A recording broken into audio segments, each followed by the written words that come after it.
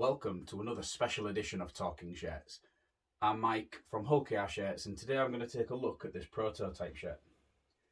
So the shirt that I've got on the mannequin today is a prototype shirt from 2015. So this is likely have been put together during 2014. A lot of the shirt designs happen usually between 6 and 12 months in advance of the release date.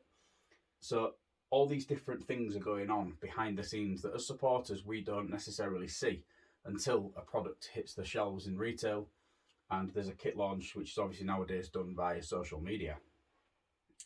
Now, what's really interesting about this shirt is, as I've said, it's a prototype, but it was actually a prototype for an away shirt and not a home shirt.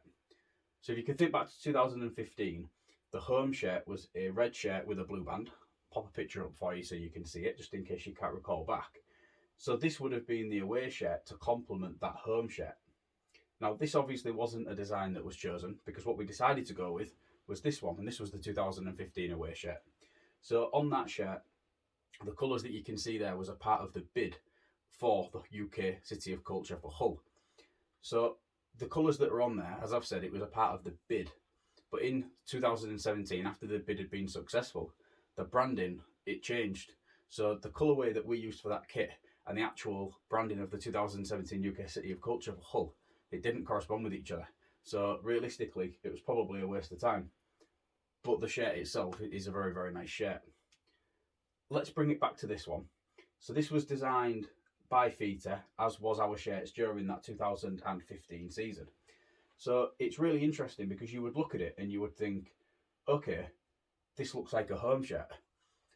So I find it really interesting that it was nearly potentially an away shirt. When I look at the top of the shirt, it reminds me very much of the 2016 home shirt. So I'll pop pictures of that one up. So I do wonder if at some point down the line, it was there's the design that was kind of transformed into that 2016 one. Either way, I find it really interesting.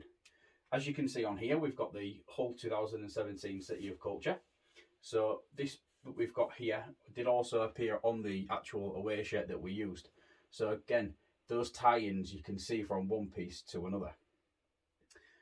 We've got some lines that go all the way across the shirt, all the way from top all the way down to the bottom. Top part here is actually plain, so those lines do start from underneath the very thin red breasted band that goes directly across the chest. We saw the Clear Sky sponsor appear on our kits in 2015, so that must have been something that was agreed ahead of time, because like I say, I'd probably think that this was put together at some time during 2014. Something that's really interesting about this shirt is that we've got the Hull Angling Centre sponsors on the what would have been the lower collar, but obviously we now know this as kind of the upper shoulder markings. Those guys didn't actually continue with shirt sponsorship in 2015 because that was actually the spot that was given to IRS. So that obviously changed somewhere down the line. And you'll also notice as well that the GPS tracker, which 2015 was the first match spec shirt that Rovers actually had where that GPS tracker was fitted to a shirt. So in the 2014 shirts, it wasn't actually on those shirts. So it's strange to see it on the front of the chest. But this is obviously something that Fita was obviously trying out because they hadn't placed it on our shirts before. So maybe the positioning was kind of up for debate. It's interesting as well because it's also upside down. So how we would normally see it is the flat bit would be at the top on the back and the curved bit would be at the bottom. So that's different as well. So again, it's quite interesting to see these different possibilities. Now you may have noticed that there is a hole in the front of the shirt. Not entirely sure why that is there. It could be damage from after it was released as a prototype, because I believe that somebody's probably been wearing this a little bit since it was made, or it could be something that was intentionally there for a GPS tracker to be plugged in and charged, maybe, or I don't know. There's possibly a reason for it that I'm not actually aware of. The shirt, as I've said, it is very similar to that of the 2015 season. You can kind of see the way that the collar is with the neck, very reminiscent of the home and the away shirt in that season.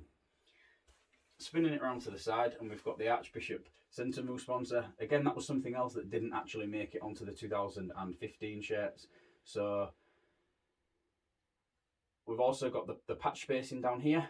Now, Super League changed its branding from 14 to 15, so the reason why that's blank is probably because they didn't have anything to put in that space to actually sort of compare with the sizings, because, like I say, it probably hadn't been agreed when this was put together. Swinging it around to the back, and it's actually been printed up with Theta and 15 on the back. Now, this is really interesting because we would normally see these heat applied to the shirt, but because it's a prototype, this has actually been sublimated in. So there's actually no heat applied patch there. That's actually sublimated in, which I find really interesting because, again, they've obviously done it to sort of make sure that the word mark and the font and the number actually fit in with the design, and obviously with the sponsors that we have, you know, on the cross of the back of the shirt there. Sponsors such as East Yorkshire Shutters, Higher Brace and Hull College all featured on this prototype, but that didn't necessarily carry over into the 2015 season. So it does just show you a little bit of the goings on of what actually does appear on a shirt to actually then what does happen when it comes round as being a real life shirt. So there's not really too much to say about this one that I haven't already said. It's really interesting, and just to sort of be able to show you the design, I find it really, really exciting to be able to see things that didn't actually make it to retail. Now, I was really fortunate to stumble across this one because I was actually looking for something else on Google Images, and I was looking for something else Rovers related, as I've said, and I stumbled across an image of this shirt in Google Images, and I was like, what's this all about? When I clicked on the link, it took me to a website in Australia, and it was available for purchase, and I've got a gent over in Australia on Twitter. He's RL Jersey Spotter. He helps me out, and I had a little word with him because he lives in Oz. He bought it, packed it up, posted it over to England to me, and yeah, James, thank you very much for that, bud. Really do appreciate you sorting it out and sending it over.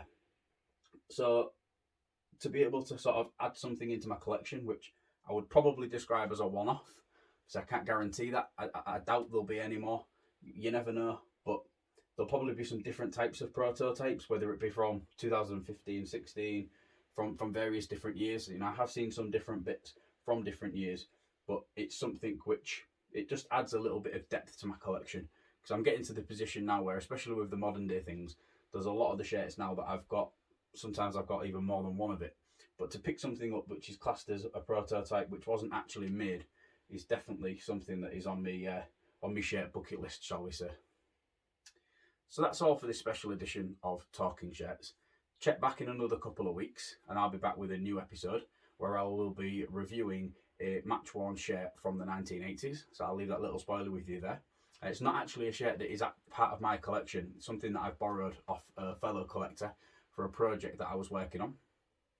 So I'm going to quickly do a video on that before I pass it back to him, because it's a beauty of a shirt, and I feel like we should really be giving it the Talking Shirts treatment.